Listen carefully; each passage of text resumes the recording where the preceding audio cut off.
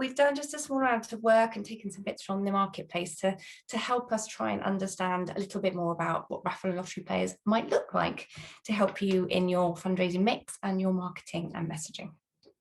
So I guess the first question is, why? But it's all about relevance. So as fundraisers, we're looking to bring in new supporters. We're looking to, let me just get rid of that. There we go. Looking for new supporters and retaining current supporters and engaging with them in a way that means that they stay with us for a long time and are happy to be supporting us.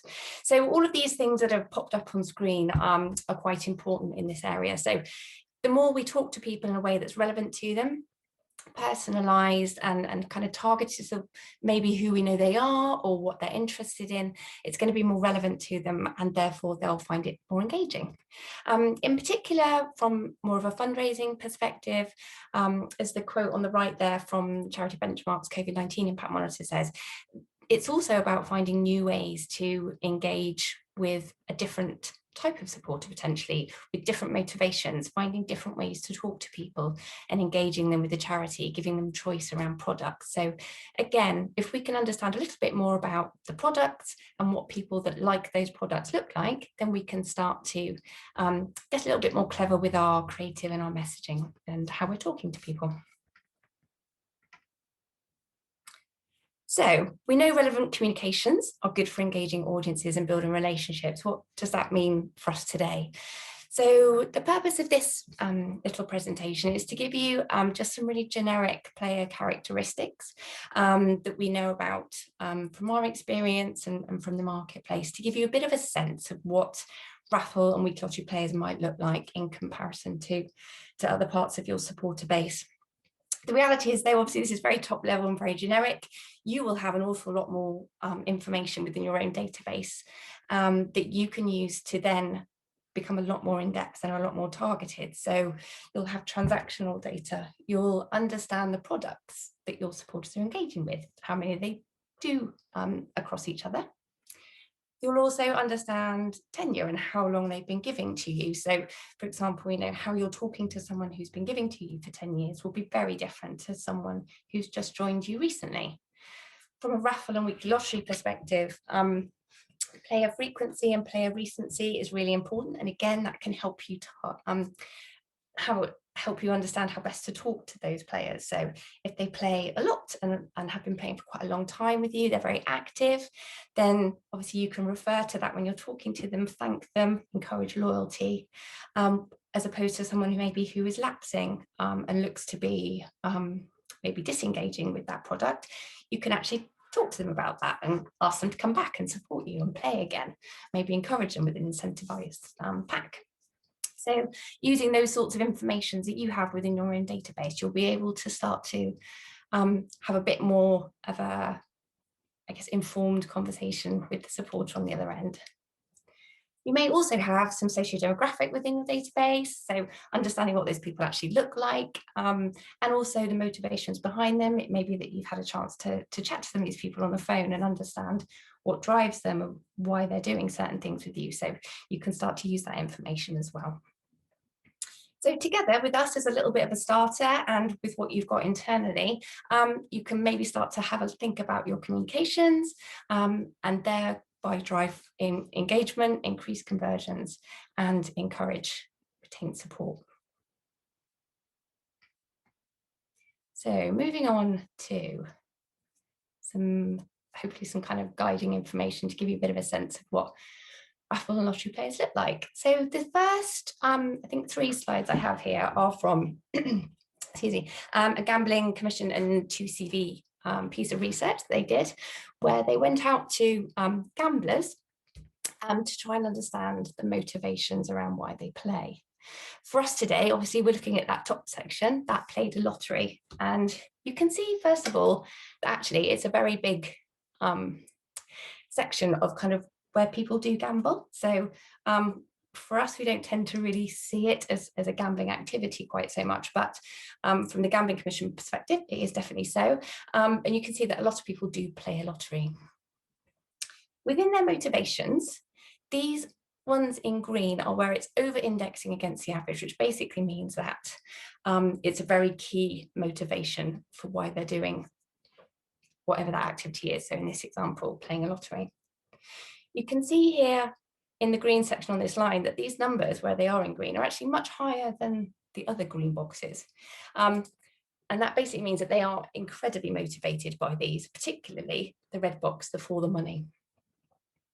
So we have here along for the ride, for the money, and just what I do. So to give you a little bit more information on these, this is obviously all within the report on the Gambling Commission and 2CB websites. So you can go in and have another deeper dive. It's a really interesting report. But for the key one for us here, for the money, it's basically just indicating just how important prize is alongside kind of just what I do along for the ride. It's fun. It's a fun way to give, and people are motivated by the chance of winning something. So two key things that we can immediately take away with us. Another key motivation, particularly, and it's very important for when we're thinking about raffles and weekly lotteries, is around that kind of gambling element to it. It's a key concern as to whether lotteries are a kind of problem for people who have a gambling issue. And the really reassuring thing here, and again, it kind of supports the messaging that I've just mentioned, is that along for the ride, for the money, and just what I do are actually the highest non-problem gambler groups, and they also have, you know, the smallest problem gamblers. So for them, it's not really about gambling. That's not their motivation. I think a lot of the people in these groups don't see it as gambling.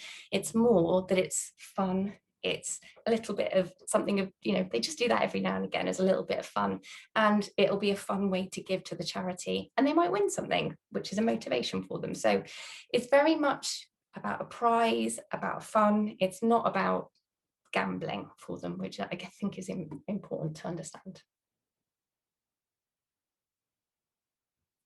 Moving on to bits of knowledge around what we know to add into that. So what we've done here is we've done a very, very, very top level piece of analysis to try and understand what raffle players and lottery players look like within the lines of Experian Mosaic. So for those of you that don't know that, Experian are a data company, and they have a classification system called Mosaic, where they basically take all of the people and households in the UK and clump them together into chunks of people with similar characteristics. You can see these along the bottom here. These are the main groupings. There are subsections below them, but this is the top levels. And they're fairly kind of self-explanatory, really, in what type of people they are. You can start to get a sense. So city prosperity, urban, wealthy, country living, rural reality, people that live in the country and tend to be a little bit more affluent. As we come down, we have sort of family, aspiring kind of couples in the middle, and more rental over to the right, and kind of slightly less affluent but still mature groups over here in vintage value and modest traditions.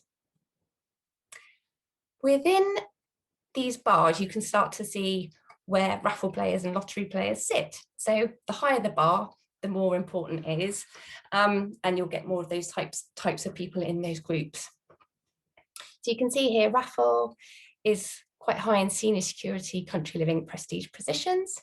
And for the red lines, where it's a lottery player, they actually slightly less affluent, vintage value, modest traditions, but still do sit with senior security, country living, prestige positions.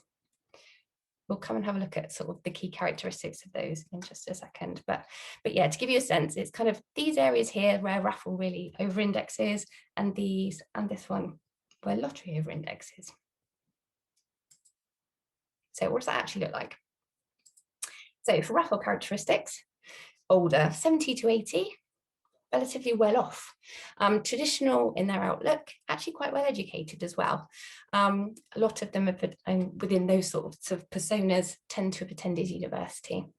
They follow the news, love gardening and TV drama. Probably not too much of a surprise, to be honest. We kind of, our raffle traditional marketplaces are very much kind of more mature, DM responsive.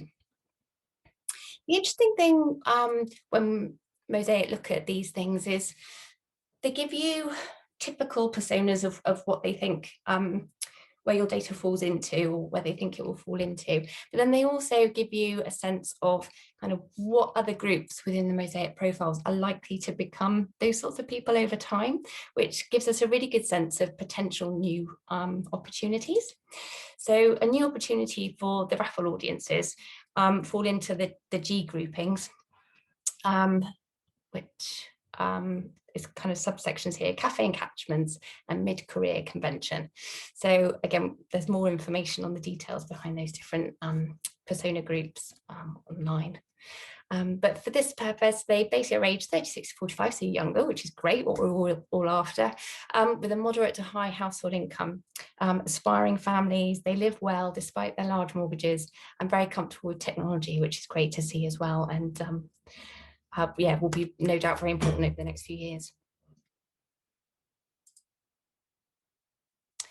And then lottery characteristics. So from the different classifications that we know at the moment, they're close to retirement or retired, so slightly younger than raffle, modest income, careful with their money, again, so slightly less well off than raffle.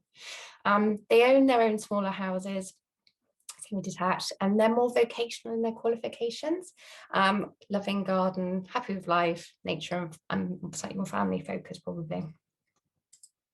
Again, opportunities for a new audience there. So late 20s to mid 40s, working young families, they lead busy lives, priority is their children. But again, kind of enjoy social networking, games consoles, quite online, typically live in a 3-bedroom semi-detached home. So you can start to see there is a little bit of a difference between raffle and lottery, which is really useful for us when we're starting to understand maybe how best to talk to these people within a creative, and also where the opportunities might be for us in the future.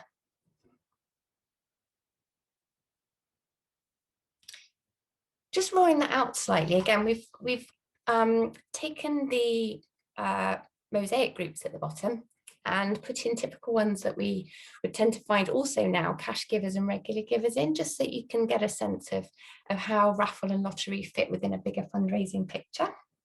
Again, this is really top level, so you will have a wealth of data within your own databases that you can do this with, either via profiling or using transactional data like we talked about previously, and you'll get to understand a sense of where the differences are within your own bases. But hopefully this will help to kind of give you a bit of a starting point. I think the other purpose of this presentation, actually, just to clarify that, is to hopefully kind of just demonstrate that there are variances, and that it's really, really important to understand those and be able to incorporate them into your messaging and your creative and your tone to get the best from your fundraising programs. So here we now have our cash in blue and regular givers in green, and you can start to see those raffle bits that we've looked at before and those weekly lottery bits that we've looked at before. But here where cash and regular giving now starts to fit in alongside it. So immediately you can see where the cash is high here. Again, it's still quite senior, kind of overlapping really with raffle a little bit and with weekly lottery a little bit. And then where we have a real difference, which is quite interesting, is in regular giving. So it's a lot more younger, more urban, and very, very wealthy over on City Prosperity over here, but still featuring quite highly in prestige positions as well. So actually younger and affluent is, we'll go on and have a bit more of a look at those just to clarify them. Let's bring them all up. So here we have our raffle week lottery cash regular giving. Again, this will vary across different charities, but depending on how you do your acquisition as well. And I do think a real interesting thing that will be happening right now is some of these traditional kind of splits that we probably see right now based on traditional recruitment methods. So raffle and cash tend to be DM focused, probably more mature, a lot less digital than previously, and week lottery and regular giving are probably a bit more diverse in their acquisition, more face-to-face, DRTV, etc. That will be shaping the audiences already, and I think that will then becoming a little bit different as we move across, particularly the last year we've just been through, and then the year moving forward, where digital and virtual events and one-off cash as well online have become a lot more prevalent. So I think that will be starting to change some of our audiences already. And it'll be an interesting one to track over time and see where those differences are. Particularly if you're doing that yourself, it'd be very, very good to see if there's a difference between people that have come on board with you recently versus your more traditional audiences. So again, here we've just got a summary of the groupings that we've talked about. So you can see your raffle more mature with that kind of university educated, 20 to 80K, and then cash, not too dissimilar actually, but then your regular giving looking a little bit different down the end. Okay, so just to summarize across there.